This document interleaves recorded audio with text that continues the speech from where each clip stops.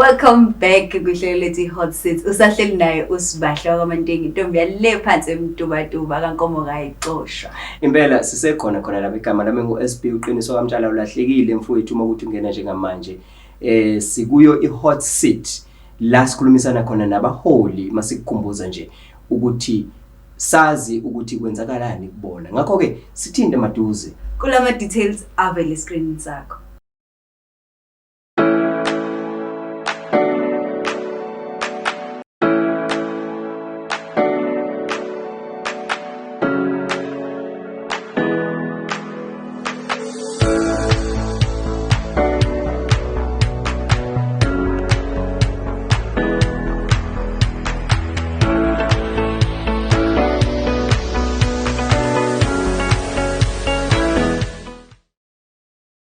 Lela igama lami uMsizi Mthetho usihlalo weregion umkhanya kude umsebenzi wami ukuba usihlalo bama subregion onke umkhanya kude la ngokubhekelela ukuthi iqembu liyakhula emkhanya kude iqembu liyameleleka lithola amavoti amaningi. Sanibonani, igama lami uZonkwami Nguni, coordinator we women's la eKZN. Njengoba ngu-coordinator nje kwiqembu le-AEF ngimele abantu besifazane ukuhlukunyezwa kwabo. My name is Vifind, the Secretary General of the African Economic Freedom. Basically, it's an organization that has been formed after much consideration and observation of all the political parties that are currently in South Africa.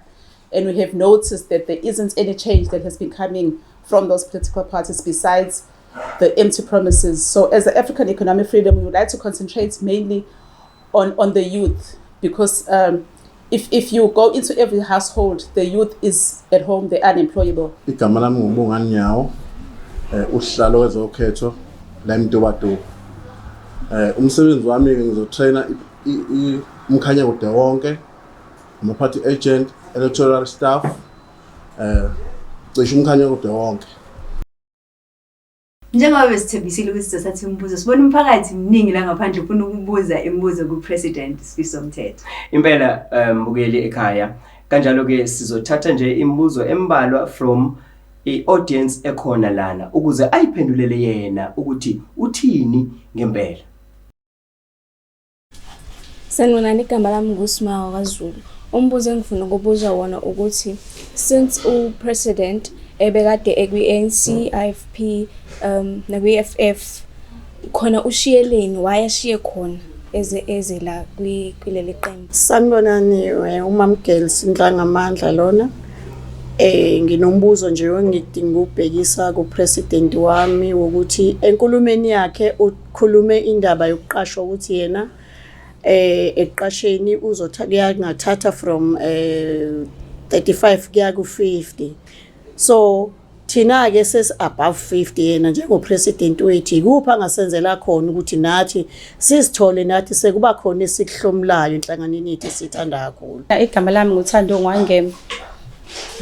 Umbuzo wami bengibhekise kuPresident.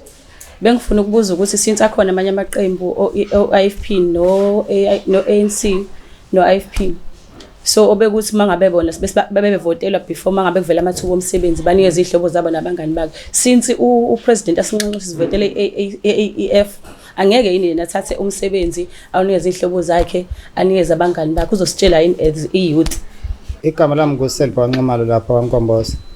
Mina ebengifisa ukubuza kuPresident ukuthi njengoba esinqanqa ethi asambeni siyovotela iqembu, the moment kukhula iqembu ngoba nginalo ithemba lokuthi vele iqembu ngiyalibona liyakhula endaweni. Uthi umbuzo wami njengoba iqembu likhula uma kwenzeka selibuya phezulu okhethweni kungakanani noma kungangawo yini amavoti ethu esobe siwaphonsile ngathi imvotela okuzobuya kuze emphakathini wakwethu kwaNkomboza. Ngiyabonga.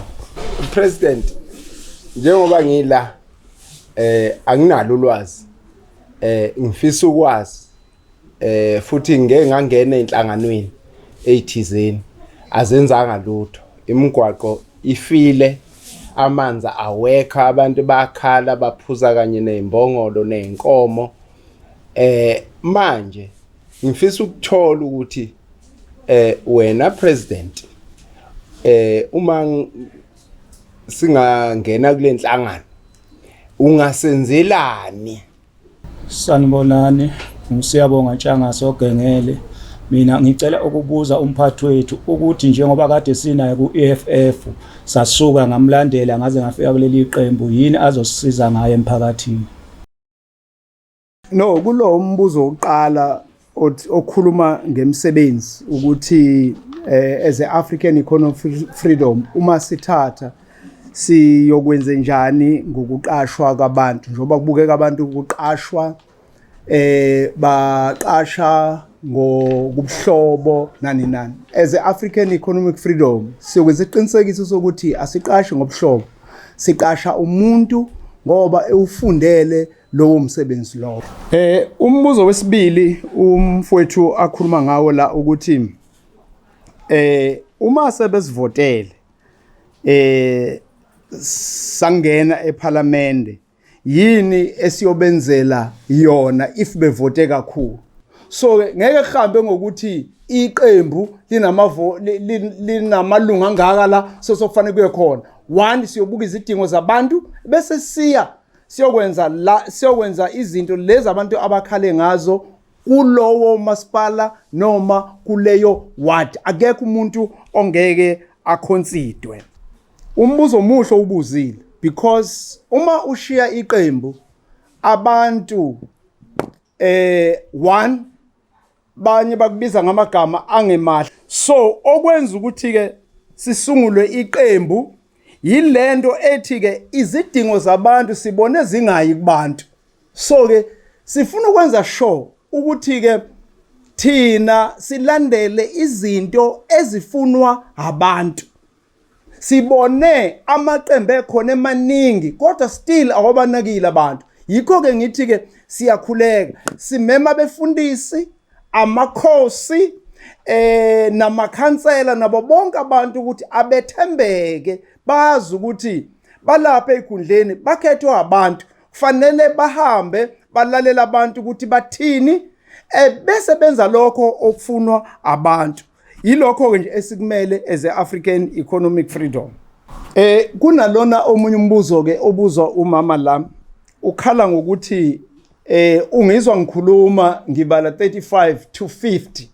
Bengiveza nje isibonelo sokuthi ke indaba ye-age ngithi umama akangabi nalo uvalo ukuvotela i-African Economic Freedom and siyokwenza sure ukuthi umuntu uma equalifya enamandla okwenza umsebenzi siyamqasha. Umfowethu ke omunye ubuza ukuthi ke sashiya iqembu esisuka kulo seza ke kuleli. Eqinisweni injongo enkulu kuukusebenzela abantu. It's not about ukuthi ube seqenjini. Asibonge kakhulu kuPresident uSifiso wakwamthetho neqembu lakhe iAfrican Economic Freedom. Engathi mina kuningi ngifunde kuye namhlanje nje ezumholi. Impela sizwile bembuza phambi kwakhe waphendula. So impendulo zikhona zonke. Ene bagculisekile nomphakathi. Kunjalo ke embukeli we are not here to judge but you the judge.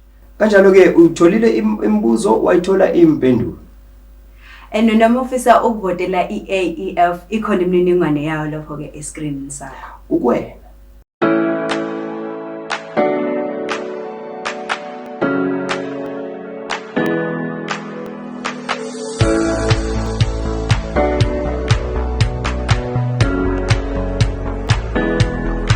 bayabathi abazizizulu isikhathi siyinuku noma isikhathi sidliwe yinje.